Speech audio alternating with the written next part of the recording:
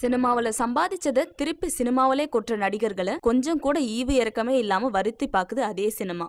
கமல், பிரகாஷ் ராஜ், ஆர்யான்னு வரிசைப்படுத்தினா அந்த கண்ணீரோட ஈரத்தை கௌரவமா பார்க்கும் நல்ல நடிகர்களோட வரிசை இன்னும் நீளும்.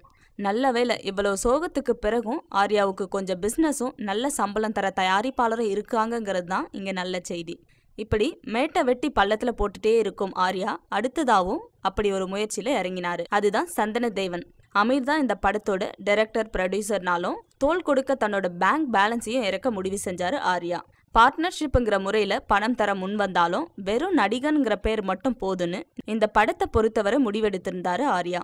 ஃபர்ஸ்ட் லுக் ஷெட்யூலுக்கே ஆர்யாவோட பணம் தான் இறக்குவதா இருந்துச்சான். ஆனா ஆர்யாவோட கோடிகளை வாங்கி ஏப்பம் விட்ட கடம்பன் இன்னொரு தயாரிப்பாளரான ஆர்பி சௌத்ரியை கவுத்ததோடு ஆர்யாவையும் அலற விட்டது.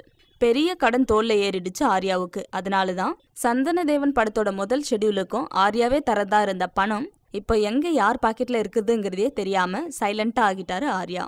இந்த எல்லா ஃபைனான்ஸ் குழப்பங்களும் சரியான பிறகுதான் சந்தனதேவன் படத்தோட ஷூட்டிங்கை start பண்ணணுங்கிறாங்க. Thanks for watching. Please like and share. Don't forget to subscribe us.